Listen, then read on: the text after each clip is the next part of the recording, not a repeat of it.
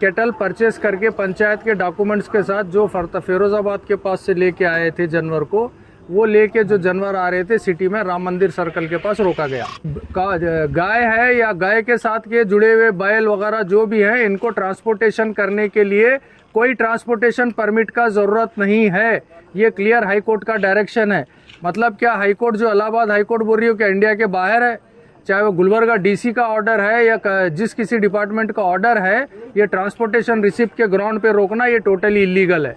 और रहा सवाल जिस तरीके से अभी 2-4 दिन से जो हलचल चली है गौरक्षा के नाम पर, ये सबसे पहले नॉनसेंस बंद करना चाहिए जो गौरक्षा की बात कर रहे हैं। इस देश में सबसे बड़ी गौ भक्षक जो बैठी है वो सेंट्रल गवर्नमेंट बीजेपी गवर्नमेंट है, जो सालाना लगभग 4 लाख करोड़ का बीफ एक्सपोर्ट कर रही है। खुद मोदी जी ने कहा है, याद रख लें सारे गौरक्षक दिन के क्रिमिनल रात में गौरक्षक बन के फिरते हैं। वो गाड़ी और ये 3 केटल इमीडिएट रिलीज होना चाहिए, because there is clear direction from high court of Allahabad, no permit required for transportation of cow and its progeny. This video is sponsored by Mahalakshmi Jewelers, Manu Multi-Speciality Hospital, KBN University, Shine Group of Institutions, Fine Art Designers, Al Sharekh Group of Institutions, Fortune School, Gulbarga Cars, and by Edify International School. देखिए right now हम Ennore city police station पे हैं। ये कल रात में जो है राम मंदिर सर्कल के ऊपर जो है, जो फरताबाद से 3 बैल लेके आ रहे थे टाटा एस में, वो गाड़ी को सीज किया गया है और जानवरों को भी सीज किया गया है। ये बताया जा रहा है मैं पुलिस स्टेशन आने के बाद कि इट इज़ नॉट कि पुलिस इसमें इन्वॉल्व नहीं था। इसको वेटरनरी हॉस्पिटल के डॉक्टर्स ने जो है गाड़ी रोका और गाड़ी रोककर ये जो है हमारे पास लाके केस किया है। सबसे पहले मैं ये बता दूं, ये सबसे बड़ा ब्लंडर है वेटरनरी डॉक्टर्स का या वेटरनरी डिपार्टमेंट का।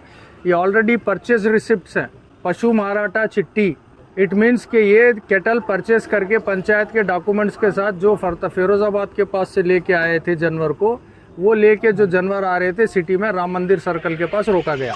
अब ये बड़ा एक शॉकिंग सा है। मैं अभी वेटरनरी डिप्टी डायरेक्टर को, वेटरनरी के तकरीबन ऑफिसर्स को बात किया और पुलिस ऑफिसर्स को बात किया।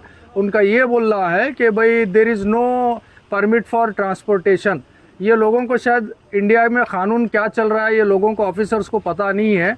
There is a clear direction of Allahabad high court, no permit required for transportation of cow और इस प्रोजेनी। मतलब ये है कि गाय है या गाय के साथ के जुड़े हुए बैल वगैरह जो भी हैं, इनको ट्रांसपोर्टेशन करने के लिए कोई ट्रांसपोर्टेशन परमिट का ज़रूरत नहीं है।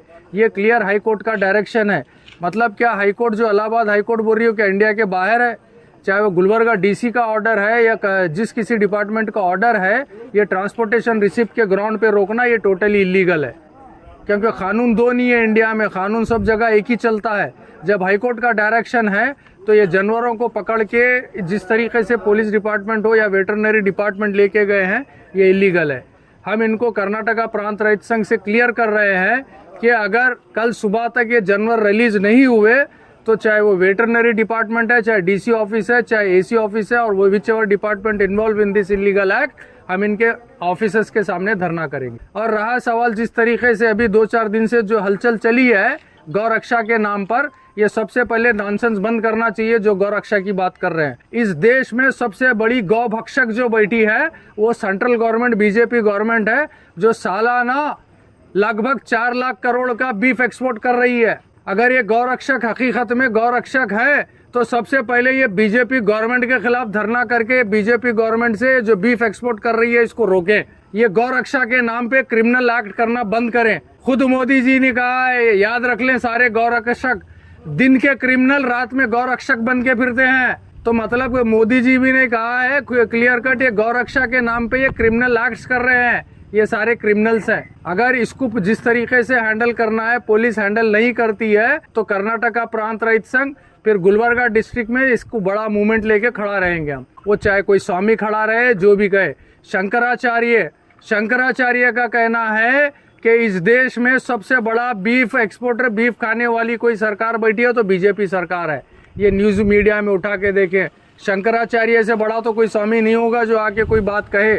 अगर कोई क्रिमिनल स्वामी उठ के कुछ गुलबर्गा में कम्युनल एजेंडा लेके हेट मोंगरिंग करता है तो फिर उसके खिलाफ भी लीगल स्टेप्स और लीगल एक्शन लिए जाएंगे।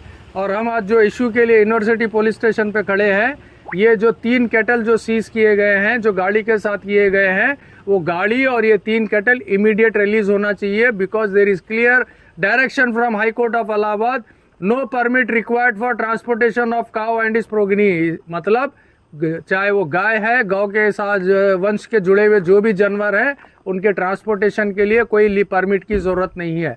तो अब ये परमिट का सहारा लेकर जिस तरीके से गरीबों को, कारोबारियों को, किसानों को, कृषि कुलीकार को जो हरास करने की हरकत कर रहा है, beat DC office, beat police department, beat veterinary department, ये एक्ट ये लोग रोकें, नहीं तो कर्नाटका प्रांत रहित संघ फिर यहाँ से हम कल से ही बड़ा धरना स्टार्ट करेंगे। Thank you. This video is sponsored by Mahalakshmi Jewelers, Manu Multi-Specialty Hospital, KBN University, Shine Group of Institutions, Fine Art Designers, Al Sharekh Group of Institutions, Fortune School, Gulbarga Cars, and by Edify International School.